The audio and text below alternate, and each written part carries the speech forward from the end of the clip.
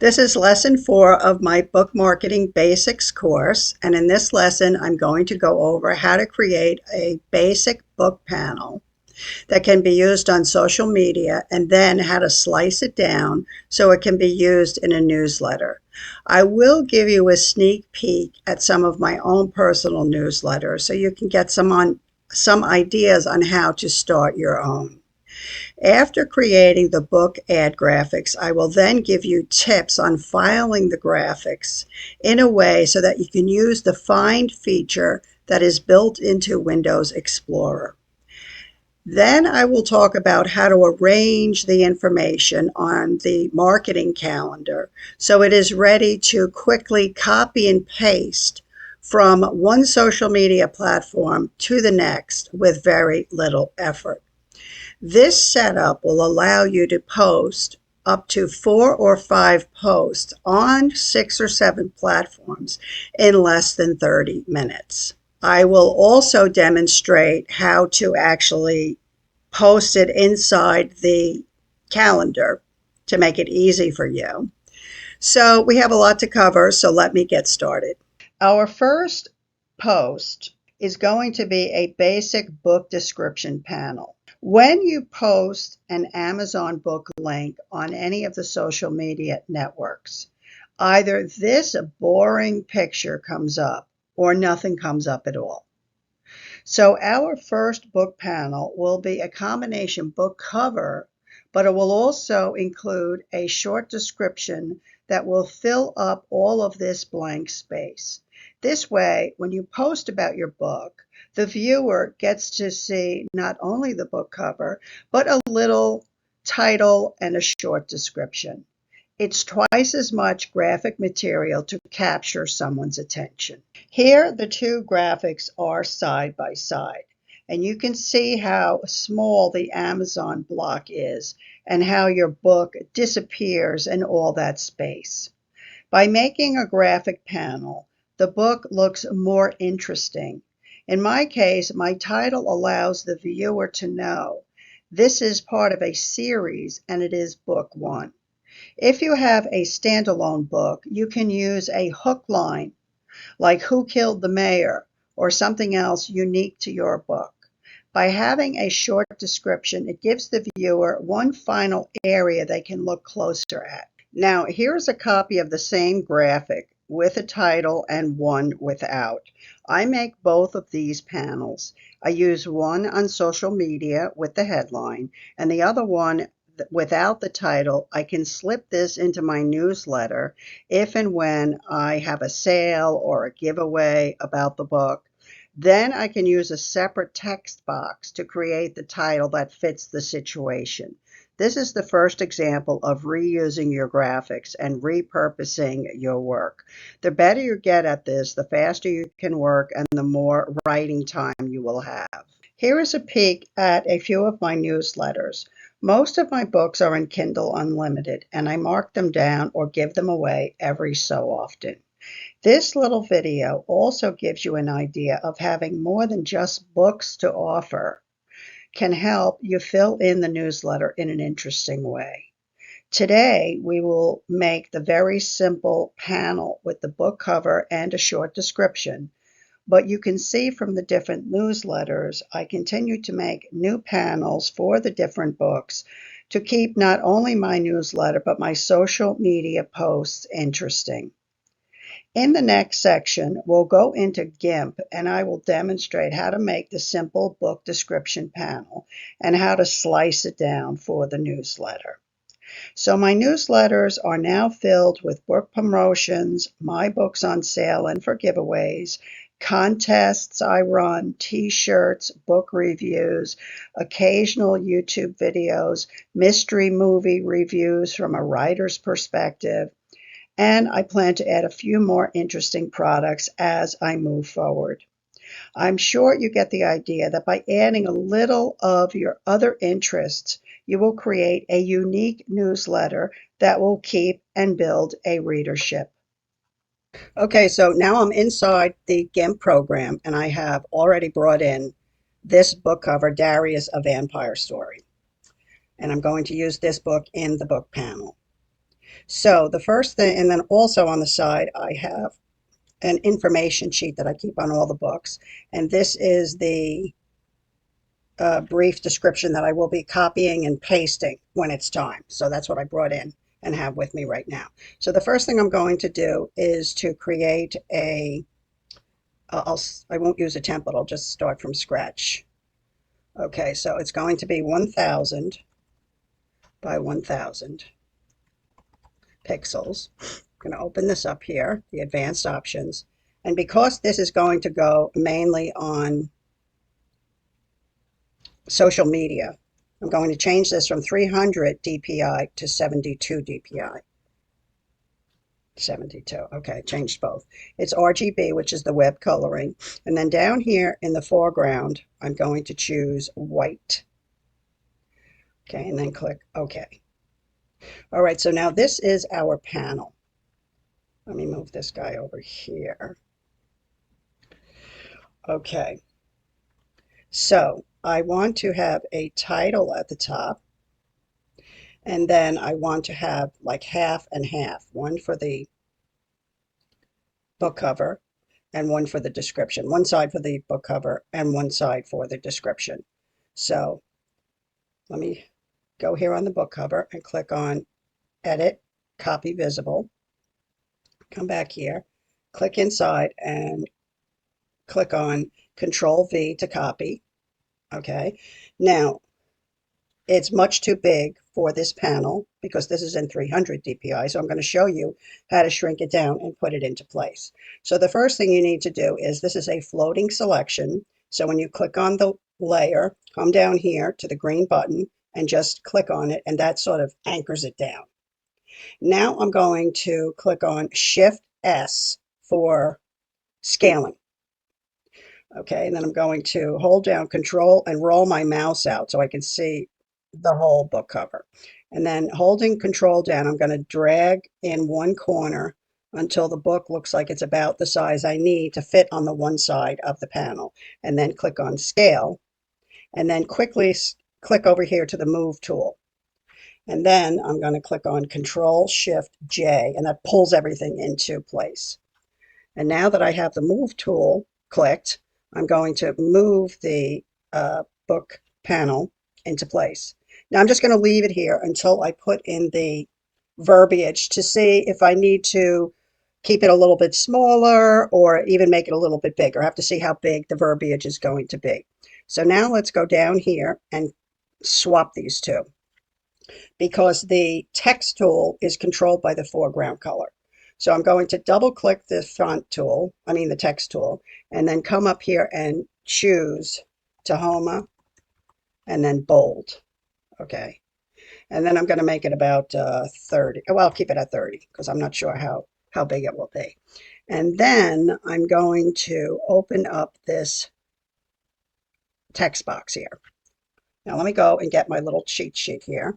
And I have this highlighted, so I'm going to right click, copy, put this down again, go inside the box, and then click on Control, and there it is. Okay, so I'm going to click Control A to surround it all. And over here in the box, in the toolbar box, first of all, I'm going to put this back to 0. The last time I used it, I moved the text a little bit close together. And this I'm going to justify on the left so it looks more like a book. Now it's running off here, so what I'm going to do is move this line here. All right, and then come back here to the layers, click on the layer and hit M, or click on the move tool and then move this over here. And then I'm going to click inside the A over here on the layer, and that puts you inside the box. So once I'm inside the box, I'm going to move this out just a bit. Okay, and I'm going to click inside, Control A to surround all the text, and then I'm going to shrink it just a bit.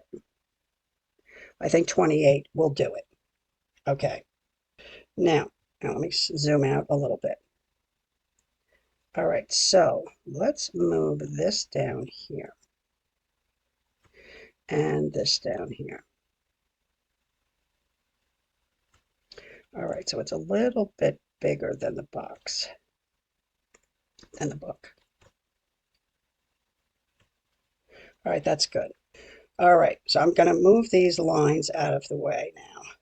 That one, this one too. Okay, so now I have the panel. Let me see if I can move this away from the edge here. So I've clicked on the layer, and I'm just going to hold my control key and just jockey this over just a little bit. Okay, now let's make a title for the top. So I'm going to keep it in black, and then I'm going to click on here, and let's switch up the text here. Actually, I'm just going to leave it with Tahoma Bold on it. Okay, we're going to make this one say 40 for now. And I'm going to center this, and let's begin here. So this is Darius, A Vampire Story by R. Shannon. And this is Book 1, Newport Vampire Stories. All right, so I'm going to click inside and then hit Control A to surround everything, and then make it a little bit bigger. That's good.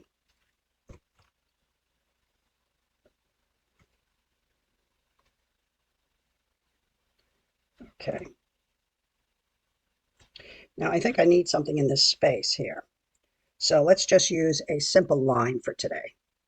Go back to my layers here, and I'm going to make a new layer and call it Top Line. All right, and then I'm going to click on the rectangle tool and drag it out here. Click inside, right click, choose Edit, Fill with Foreground Color, and there is a black line. Okay. All right, so that is the first panel.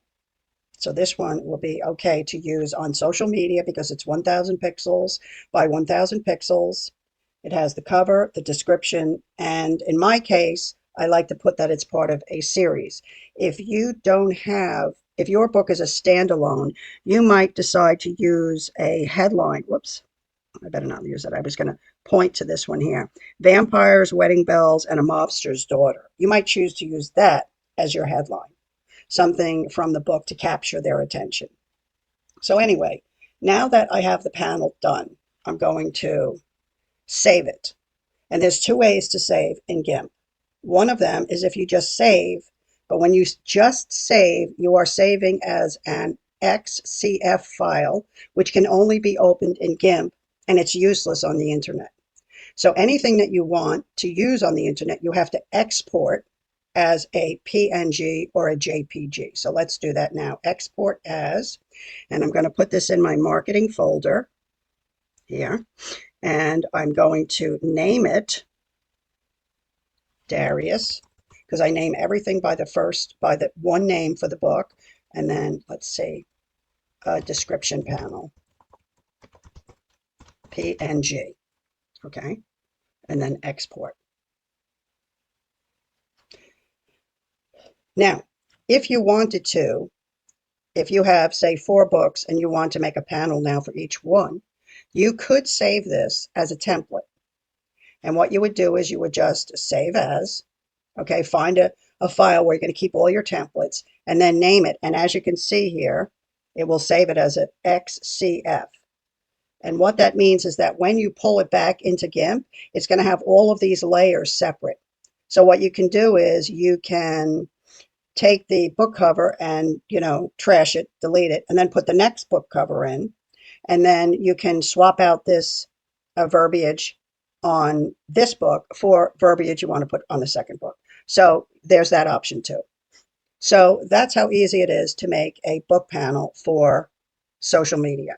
So now what we want to do is we want to slice this down so that it doesn't have a title, because you might want to put this in your newsletter to announce that it's going to be released on a certain day. You might want to put it in to let them know it's on sale. Maybe another time it's a giveaway. Okay, so this way it's not married to the title. You can use it for any number of different things. So in order to do that, we're going to use the crop tool. So over here, if you lean on the tool, it'll pop up and say crop tool. Okay, so I'm going to click on that, and then I'm going to surround this and just isolate this part. And I'm going to pay particular attention to the margin space above the book and below the book to try to make it even.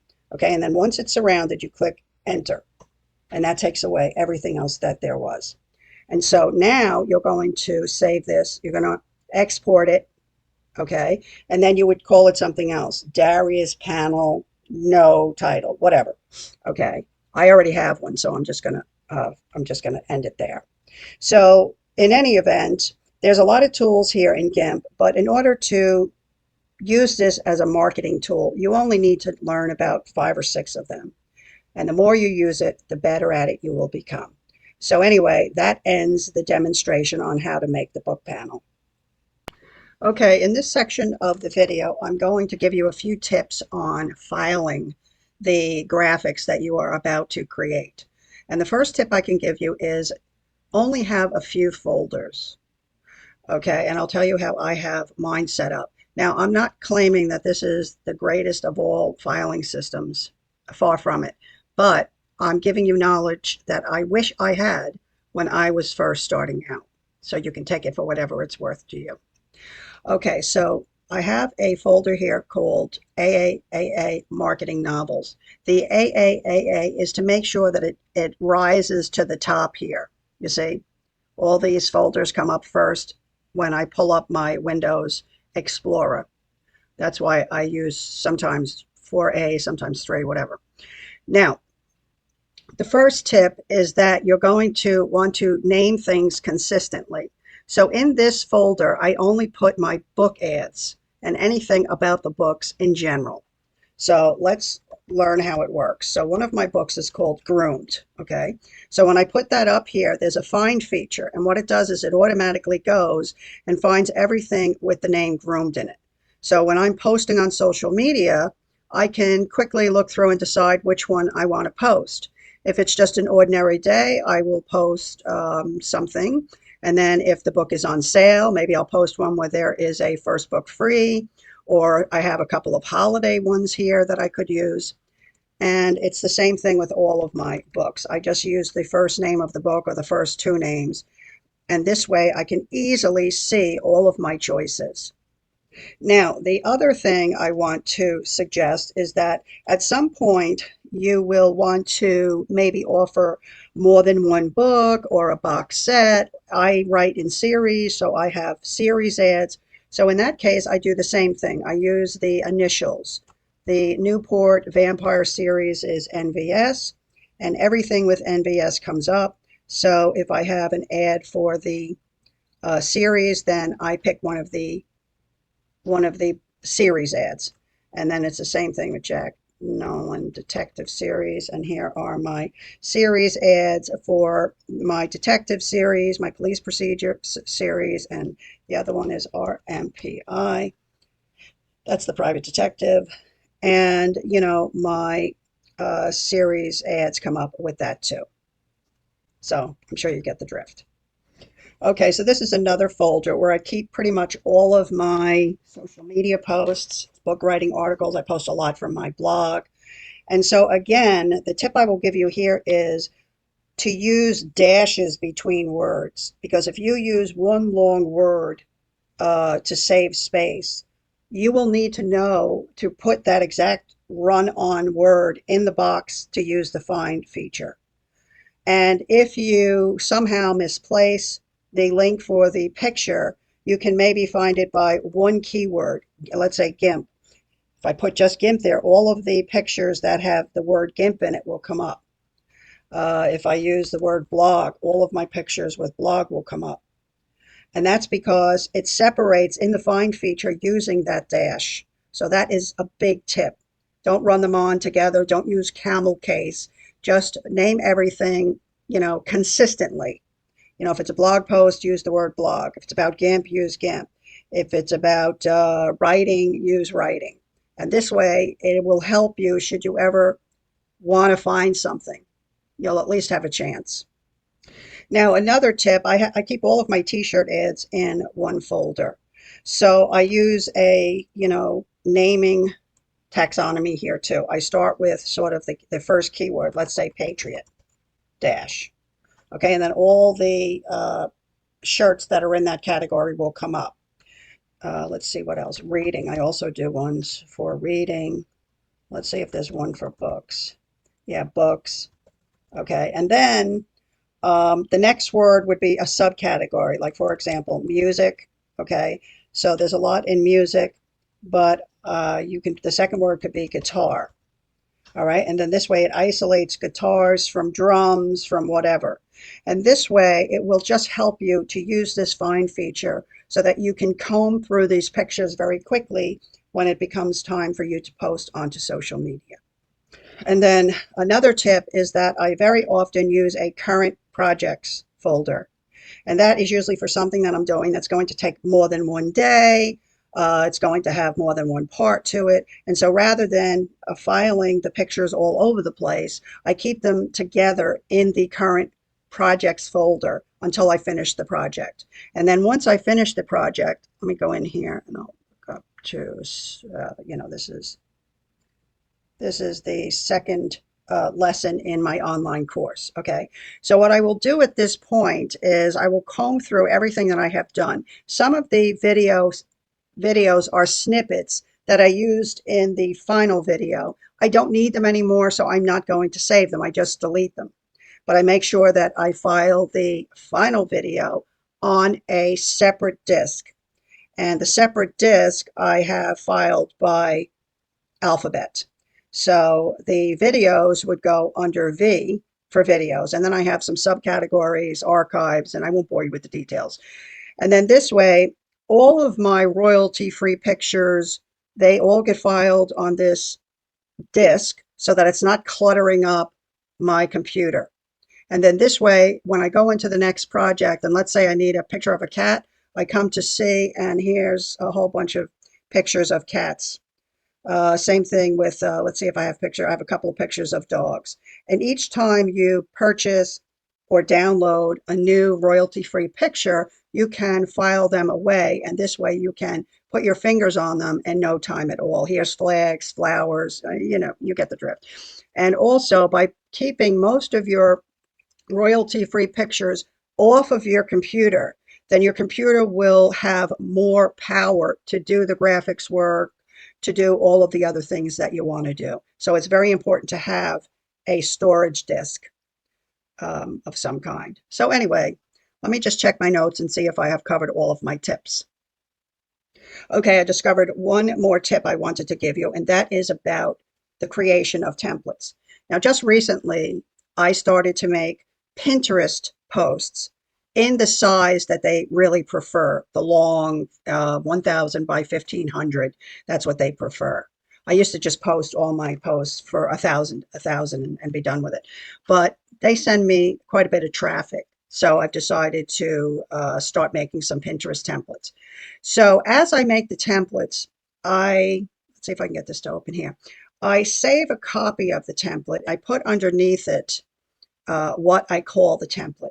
And I print these out and I put them in a little folder. And this way, as I'm going through my marketing calendar, now wanting to convert some of my social media posts into Pinterest posts, many of these templates are allowing me to put the original post into this template so that I can reuse it. So I don't have to start from scratch.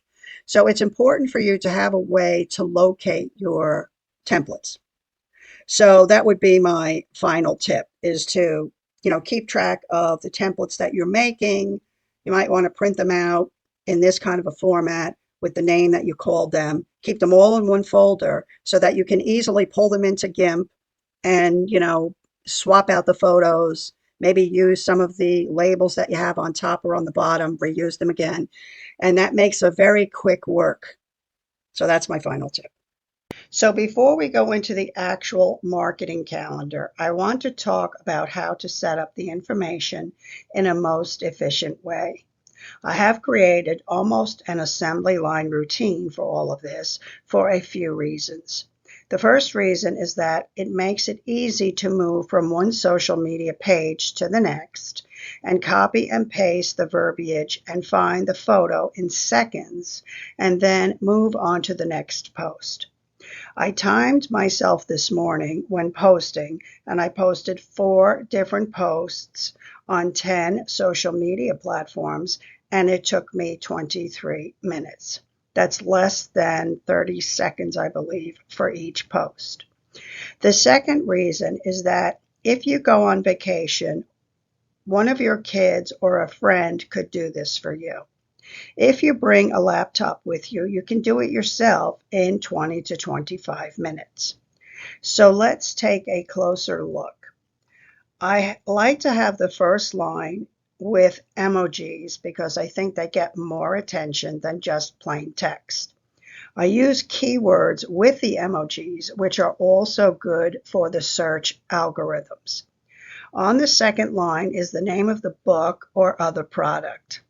The next line is what genre book it is, series information, or even a hook line. A hook line would be similar to, will Ryan find both missing women? Something to hook the reader's attention. Underneath that is a direct link to purchase the book or product.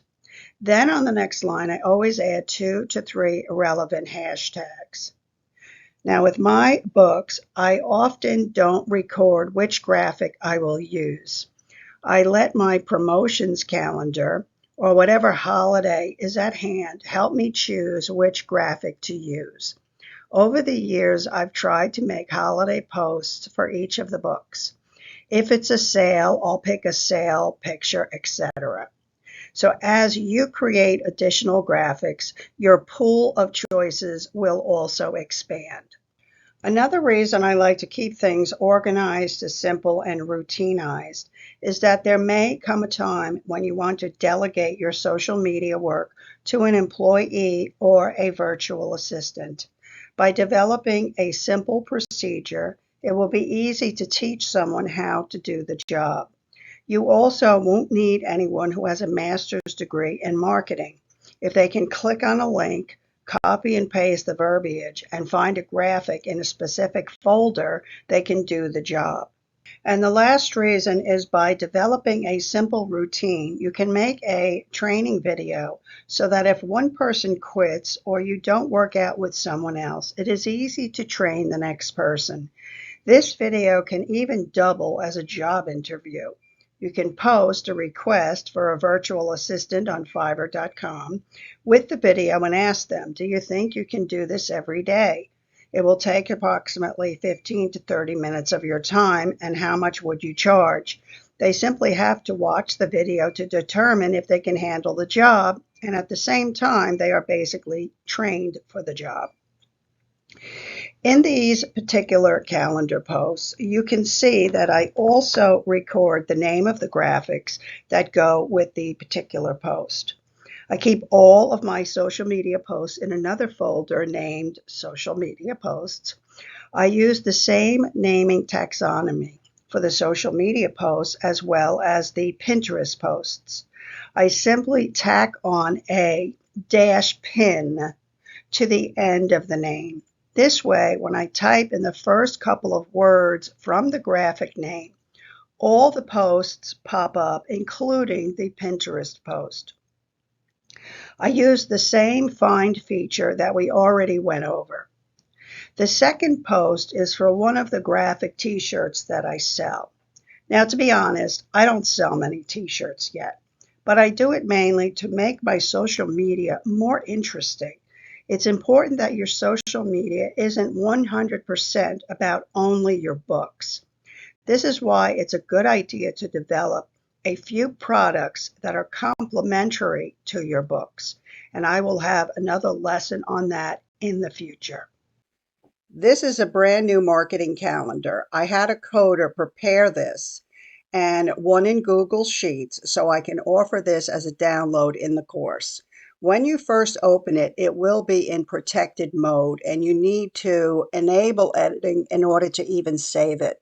My advice is to save a copy of this and call it Save Copy of Expanding Marketing Calendar, just to be on the safe side.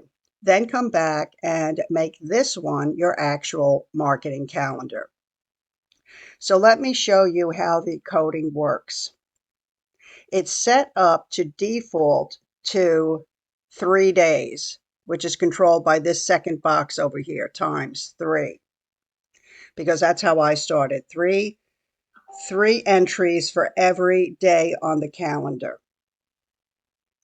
And within 3 to 6 months, my whole calendar was filled, which means I had 3 things to post every day onto social media. Now, if you're feeling like you can do even more than that, you can come into this box and just change this to 5. And what that will do is it'll change to creating 5 days for every day of the year. Okay, this will take a little bit longer to fill up the whole calendar, but if you feel that this system will work for you, you might want to do that, because it can be a pain in the neck having to just type all of these numbers, which is how I started. Okay, and so the form only goes up to a 105 or 111, I can't remember.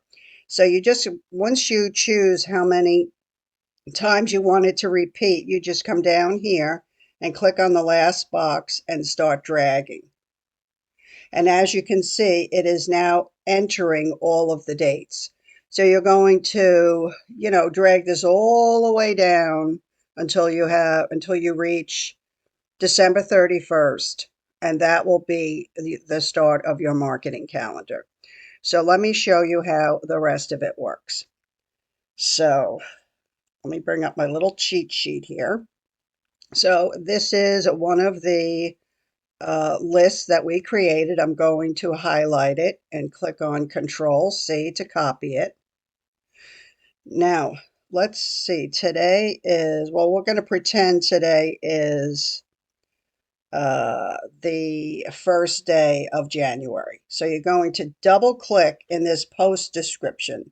And it's important that you double click, because if you single click, it's just going to spread out all of your information into several boxes, and you don't want that. So you have to double click and then click Control V, and that will put them all into the one box. Now, the other thing that's important to remember is that if you need to go into the box and add something, because in the beginning, I didn't really know anything about hashtags. So I would post on Facebook and then find the best hashtags. And then I would come back, go into the box and paste them in for next time.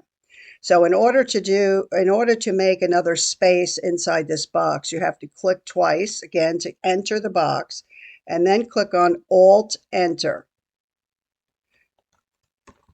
Let's see if this works. Yes, okay, and that adds a new line and allows you to add something into the box. So that's how you would add something that you wanted to add. Okay, so let's say this is the first post that we have. Now you're going to count off 4 months. So it'd be 1, 2, 3, 4. So you would go down to April 1st and you would post this again. Then you would go to August 1st and post it again.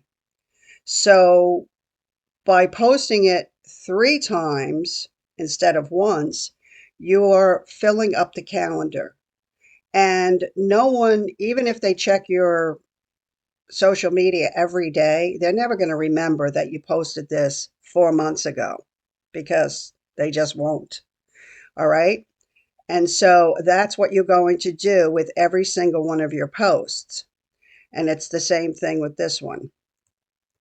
I'll do another one. Copy. And then it's still the same day. So we're going to go into the next box, Control V, and there it is. And you count off 4 months, and then you move to the next one. So, and then over here for the post type, like say this one would be free books. And this one would be another free books. but say the next one is a blog post or a complementary product. Okay, you can move this over here like that. So you get the picture, and then this way you can look ahead and you see, oh, I have, a lot of books coming up. So let me think up something else to break this up a little bit and add something about a blog post or something interesting about writing that I saw online or whatever your product line is. So that is how the calendar works. And like I said, this will be available underneath the course for you to download it. In the next video, I'm going to go over a little more about creating graphics for your books and for social media. I'll give you some information so you can decide whether you want to use Gimp, Canva Free, or Canva Pro. And then I want to also show you another option for creating graphics using PowerPoint. Lastly, I will go over how to make Pinterest templates that are more of a backdrop for your Square social media posts. This will come in handy for anyone who already has a large pool of Square graphics and just wants to start posting on Pinterest in their recommended size. The marketing calendar link is in the description section below for anyone who wants to download it. And if anyone is still with me, thank you for watching until the end. If you learned anything, I hope you will give me a thumbs up and subscribe to my channel. It's a great help to me, and I'll see you in the next video.